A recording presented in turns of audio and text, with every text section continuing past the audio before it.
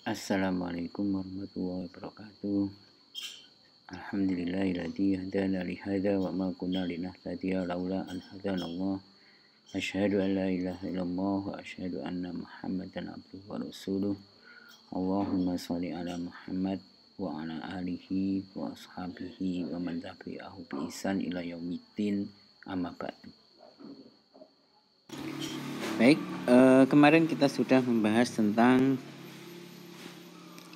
konsep perancangan menara destilasi, di mana untuk desain secara keseluruhan di sini kita rancang beberapa parameter, yaitu spacing pada tray, jarak antar tray, kemudian diameter menara, kemudian konfigurasi internal. Di sini yang terkait dengan area aktifnya berapa, ya kan, area aktif area itu maksudnya, kemudian wear-nya berapa, kemudian downcomer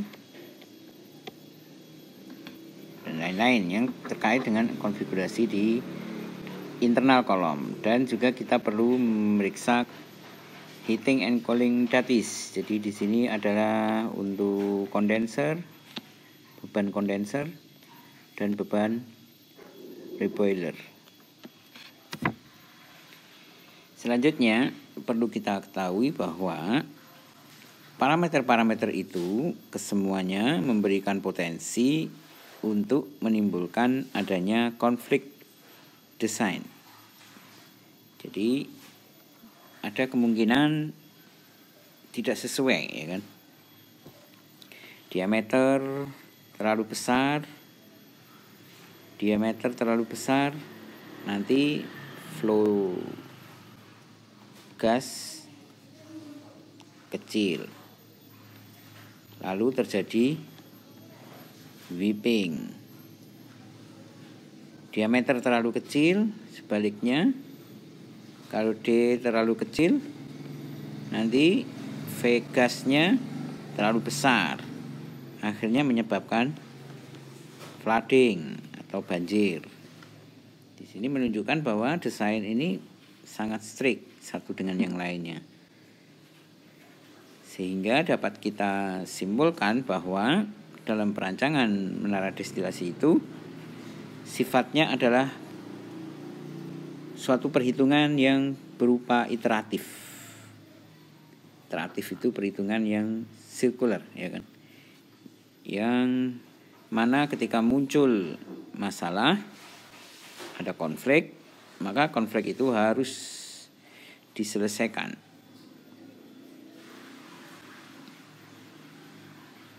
Karena kalau tidak bisa diselesaikan, nanti rancangan menara kita menjadi tidak optimal. Selanjutnya, seperti yang sudah kita bahas kemarin, kita akan lanjutkan pada apa, kita akan mendiskusikan tentang faktor-faktor yang dapat mempengaruhi performa pada menara destilasi. Di sini kita akan mempelajari dua faktor, yaitu yang pertama tentang jumlah plate dan yang kedua tentang posisi umpan, number of tray dan position of the feed tray. Bagaimana pengaruhnya terhadap performa menara destilasi. Kemarin sudah kita jelaskan bahwa jumlah tray itu akan memiliki pengaruh pada derajat pemisahan atau degree of separation. Nah, ini akan diilustrasikan sebagaimana contoh berikut. Kita memiliki 10 stage kolom dengan 10 plate. Kemudian umpan yang kita masukkan adalah campuran biner dengan komposisi 0,5 adalah komponen yang lebih volatil, dan dia dimasukkan, kalau 0,5 komponen yang lebih volatil berarti sisanya juga 0,5 komponen yang lain karena binary. Kemudian kita masukkan pada stage kelima, jadi feed plate-nya ada di plate kelima.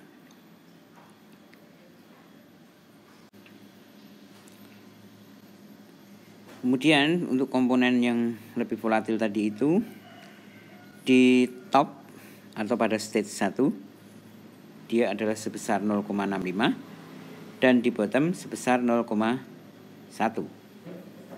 yaitu di state yang ke-10 sebagaimana ditunjukkan pada grafik ini. Di sini di posisi top 0,65 dan di bawah sini adalah posisi bottom di dasar menara. Dengan jumlah plate sebanyak 10, umpan dimasukkan di sini pada plate kelima. Ini ya. Di sini umpan. Ini feed plate locationnya. Lalu kita lihat seperti apa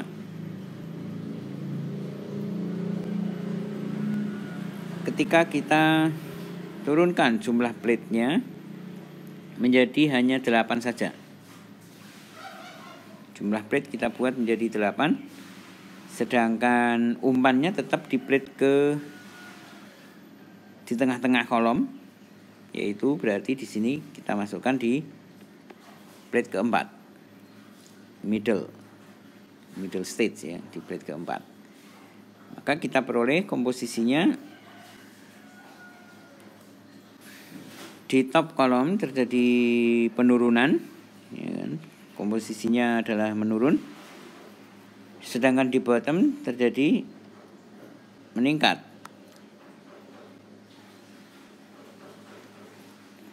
Berarti derajat pemisahannya menjadi menurun, ya kan? Derajat pemisahannya menurun. Derajat pemisahan yang naik itu ketika di top komposisinya makin murni, lalu di bottom komposisinya makin turun, itu berarti naik. Tapi kalau kemudian yang di top malah komposisinya turun, lalu yang di bottom malah komposisinya naik, berarti derajat pemisahannya menjadi menurun, menjadi hanya sekian. Kalau 10 plate tadi dia bisa 0,65 sampai 0,1. Kalau sekarang hanya di daerah 0,4, 0,64 dan di sini 0,15. Berarti kan derajat pemisahannya menurun. Kemudian kalau stage-nya kita naikkan menjadi 12 dengan feed-nya tetap pada middle column yaitu di 6. Ini adalah F-nya pada stage ke-6. Maka kita lihat bahwa di sini derajat pemisahannya meningkat. Ini top menjadi sekitar 0,68. Di bottom berarti 0,09. Jadi derajat pemisahannya makin besar antara top dan bottomnya. Di sini 0,68, di sini 0,09. Kalau tadi 0,65 sampai 0,1. Ini yang 10 kolom. 10 kolom, 12 kolom. Kalau 8 tadi 0,64 sekitar itu ya. Kemudian di bawahnya menjadi 0,15. Berarti ini derajat pemisahannya menjadi lebih sempit.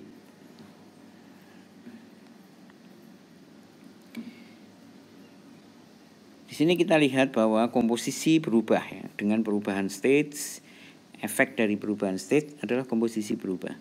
Di mana destilat menjadi lebih kaya dari komponen yang lebih volatil, more volatile komponen. Dia reserve dari more volatile.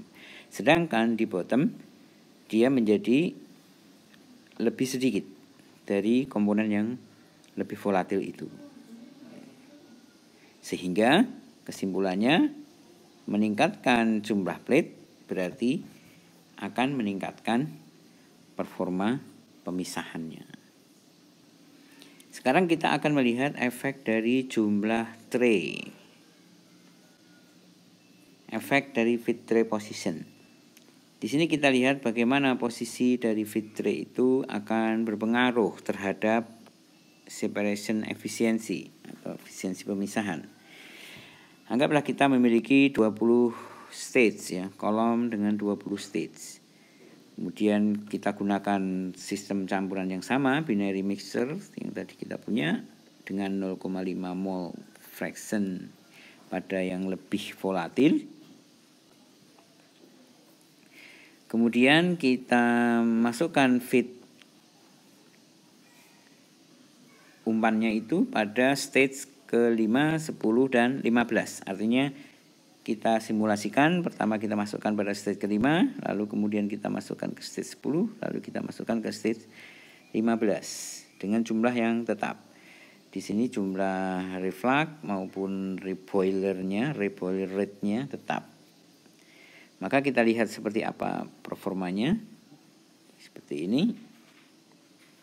Yang pertama ini pada stage ke-5 umpannya. Jadi umpan ada di daerah sini. Ini umpannya. Umpan ada di stage ke-5. Kita lihat performanya 0,7, ini lebih tinggi ya, 0,7. Ini 0,02 sekitar itu. Kita lihat ketika umpannya dimasukkan di plate ke-10. Berarti dia masuk di sini. Ini umpan masuk ke plate ke-10. Komposisinya masih tetap, ya kan? Hanya bentuk kurvanya berbeda bandingkan dengan sebelumnya. Ini tidak ada lonjakannya. Kalau di sini ada lonjakan. Sekarang kita bandingkan ketika feed plate-nya ada di plate ke-15. Sini feed plate di plate ke-15. Ternyata di sini terjadi perubahan performa, ya kan, yaitu derajat separasinya menjadi menurun dibandingkan yang tadi 0,7, sekarang mungkin 0,68. Di sini malah naik menjadi 0,08. Kalau tadi kan 0,02. Kalau yang ini kan dia lebih bagus. Ini dia 0,7 sekitar itu. Di sini menunjukkan bahwa feed plate itu juga memiliki pengaruh terhadap performa sebuah menara destilasi. Di sini kita lihat bahwa ketika umpan itu kita gerakkan ke kolom yang lebih bawah, maka kita lihat komposisi akan menjadi lebih sedikit ya. Komponen more volatilnya akan less rich, berarti di sini menjadi berkurang, menjadi menurun. Oleh karena itu perubahan komposisi ini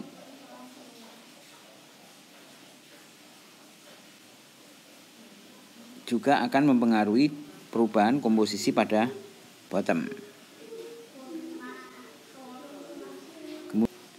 Kemudian dari contoh sebelumnya kita sudah melihat bahwa posisi feed tray ini juga akan mempengaruhi pada sistem. Tapi ini tidak semua, tidak bisa digeneralisasi ya, tidak bisa digeneralisasi untuk seluruh sistem menara destilasi kalau untuk feed plate.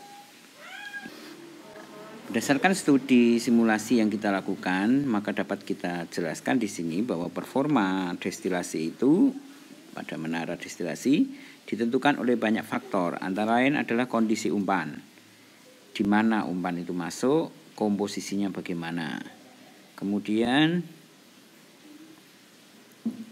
bagaimana dengan internal liquid dan fluid flow condition.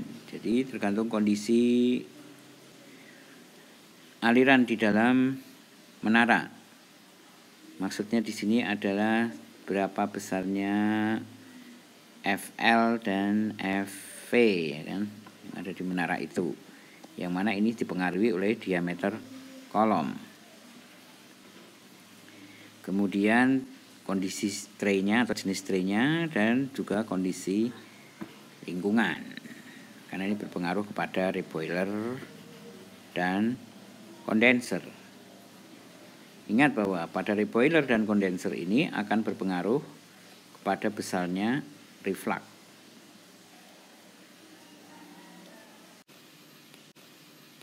Keadaan campuran umpan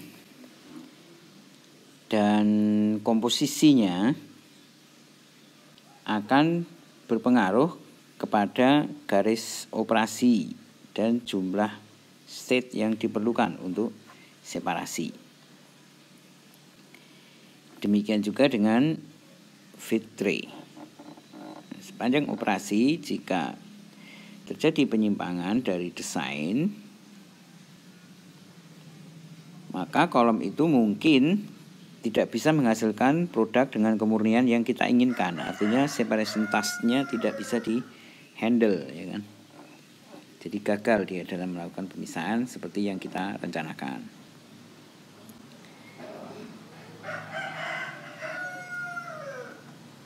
Untuk itu, untuk menghindari adanya masalah pada umpan ini yang terkait dengan umpan, maka beberapa kolom biasanya didesain untuk memiliki beberapa titik umpan yang dimasukkan dengan variasi jumlah komponen yang berbeda-beda. Jadi ini untuk mengantisipasi kalau terjadi gangguan, yang terjadi masalah di feed flow. Kalau umpannya ada macam-macam, maka kemungkinan besar kegagalan pada separation task di menara destilasi itu bisa diminimalisir karena adanya beberapa umpan, tidak hanya pada satu umpan saja.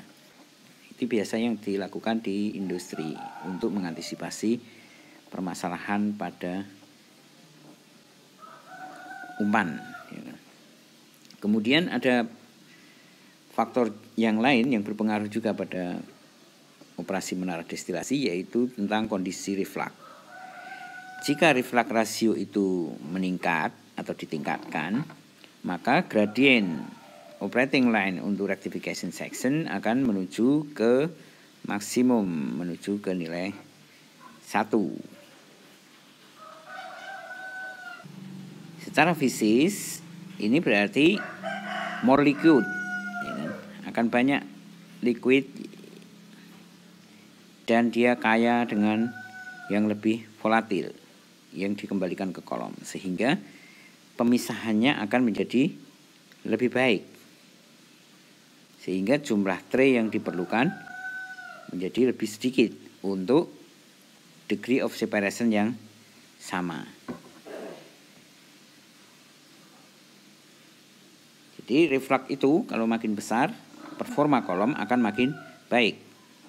Minimum tray yang diperlukan adalah ketika kita lakukan total reflux. Artinya total reflux itu berarti tidak ada destilat yang kita ambil. Jadi destilatnya sama dengan 0. Artinya seluruh produk dikembalikan ke menara. Nah, ini biasanya untuk startup sebelum steady state, maka seluruh total reflux baru setelah steady state mulai diambil destilat produk yang kita inginkan. Pada kondisi reflux, ya, ketika reflux itu diturunkan, maka operating line-nya akan bergerak ke arah sana, menuju ke equilibrium line. Jadi dia mendekat ke equilibrium line, yaitu garis equilibrium line yang ini garis equilibrium line. Jadi itu reflux atau operating line-nya akan menuju ke sana, sehingga ping-nya antara operating line dan equilibrium line menjadi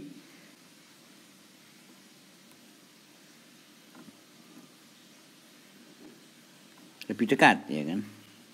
Maka akibatnya jumlah plate yang diperlukan menjadi lebih banyak di sini. Nah, di sini menjadi lebih banyak.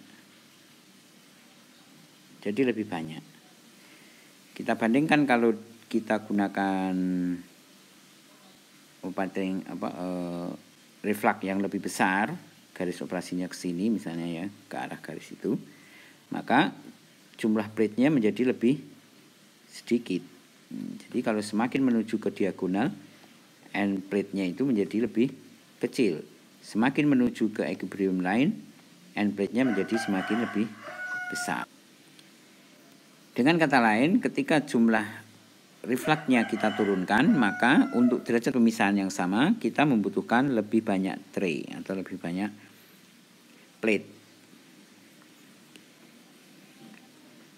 Nah, pembatasnya di sini adalah minimum reflux ratio itu terjadi ketika infinite number tray diperlukan. Nah, makanya kemudian untuk desain operasi menara destilasi umumnya orang menggunakan desain dengan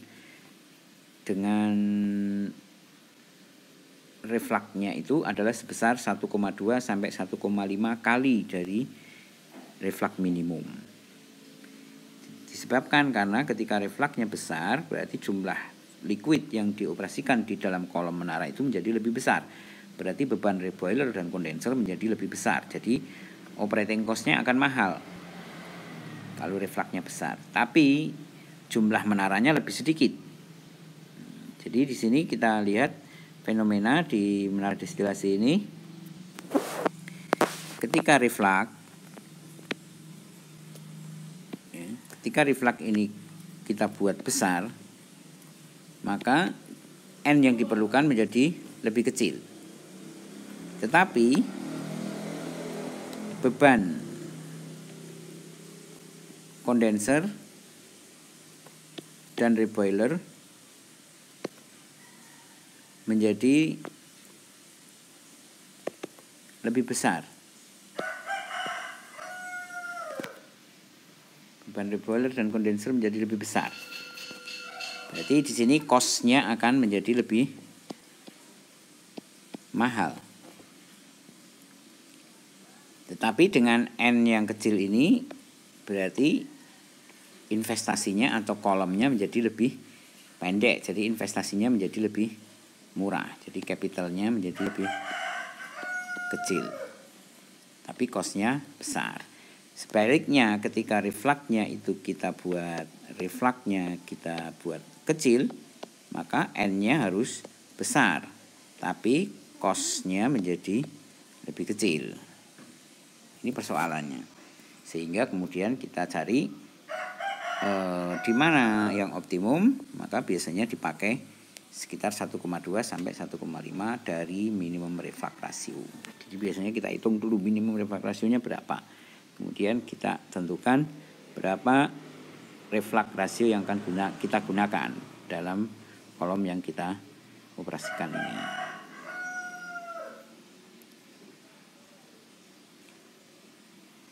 Kemudian ada satu lagi faktor yang sangat penting yang mempengaruhi operasi menara, yaitu adalah tentang vapor flow condition, yaitu kondisi uap yang ada di dalam menara itu. Bagaimana kondisinya itu? Ada banyak penyebabnya. Bisa terjadi foaming, entrainment, weeping, dan flooding. Flooding itu banjir. Weeping, ada entrainment, ada foaming. Nanti kita lihat dengan simulasi bagaimana terjadinya foaming, entrainment, weeping, dan flooding itu. Foaming itu di mana liquid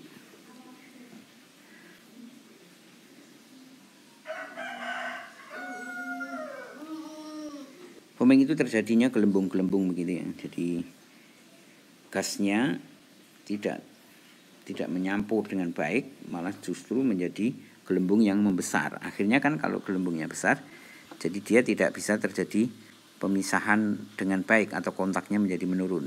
Nah, ini terjadi di build up tray foaming itu. Dan itu sangat tergantung pada physical property dari liquidnya itu. Dan ini akan menentukan efisiensi pemisahannya. Kemudian entrainment berarti liquid itu terbawa oleh uap menuju ke plate di atasnya. Nah, akhirnya kan tidak terjadi pemisahan dengan baik. Kemudian weeping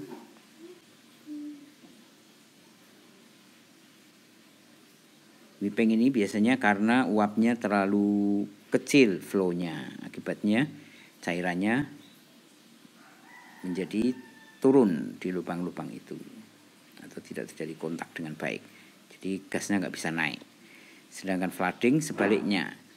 Flooding itu justru karena vapornya eksesif, kan? Terlalu besar ya kan, sehingga menyebabkan liquidnya menjadi terbawa ke atas. ke plate di atasnya. Nah, beberapa faktor di atas tadi, 4 masalah tadi, sebenarnya pengaruhnya adalah letaknya ada di diameter kolom. Karena kalau jumlah fluoridnya tetap, diameternya mengecil, maka nanti kecepatannya menjadi lebih besar. Kalau diameternya kita besarkan, maka kecepatannya menjadi menurun. Jadi perancangan diameter ini akan menentukan vapor flow velocity, akan menentukan velocity dari uap yang ada di dalam kolom menara itu.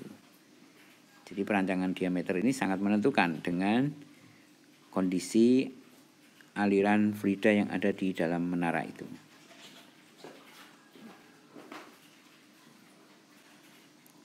Sehingga diameter kolom ini harus diperhatikan dengan benar, karena kalau tidak baik menyebabkan masalah pada pemisahan, ya kan? Menjadi tidak efektif pemisahannya. Perlu kita perhatikan di sini bahwa aktual jumlah tray yang diperlukan itu adalah sangat berbeda dengan yang kita tentukan, tergantung dari efisiensi plate-nya. Sehingga beberapa faktor mungkin menyebabkan efisiensinya itu menurun ataupun sebaliknya. Efisiensi ini sangat dipengaruhi oleh banyak hal, falling, wear, tear, corrosion, dan sebagainya ya. Jadi tergantung dari kondisi dari plate itu. Intinya jumlah plate yang kita perhitungkan tadi adalah kondisi ideal. Lalu yang nyata di dalam perancangan berarti tergantung dari efisiensinya. Efisiensi itu juga ditentukan oleh bentuk dari plate-nya itu dan bahannya. Demikian juga dengan kondisi lingkungan. Kebanyakan menara dioperasikan dengan kondisi terbuka, dengan udara lingkungan, udara atmosfer, ya kan. Meskipun ada beberapa menara yang diisolasi. Nah, perubahan kondisi ini tetap saja akan mempengaruhi operasi dari menara itu. Karena apa? Karena cuaca itu berarti nanti akan berpengaruh kepada performa kondenser dan juga reboiler. Kaitannya dengan dingin ataupun dengan panas pada musim-musim tertentu. Nah, di sini dapat kita lihat beberapa faktor yang mempengaruhi menara destilasi, dan faktor-faktor ini memang harus dikendalikan. Karena itu dalam pengendalian kita harus memperhatikan performa dari menara ini. Nah, karena itulah dalam perancangan menara destilasi memang sebaiknya kita menggunakan simulator, ya kan? Simulator, karena dalam simulator perhitungannya sudah lebih detail dan lebih mendekati dengan realita. Jadi hitungan manual itu sudah tidak layak lagi untuk tingkatan studi master harusnya ya. Makanya kita perkenalkan di sini beberapa konsep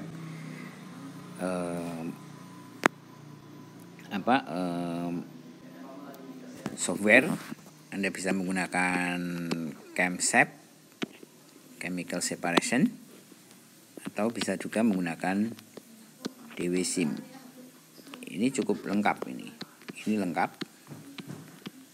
Alat apapun ada. Kalau ini memang hanya khusus untuk absorpsi, destilasi, dan beberapa proses yang terkait dengan separation. Baik, demikian untuk kuliah kita hari ini. Semoga bermanfaat. Kita lanjutkan besok pada topik yang lain. Kita akhiri. Assalamualaikum warahmatullahi wabarakatuh.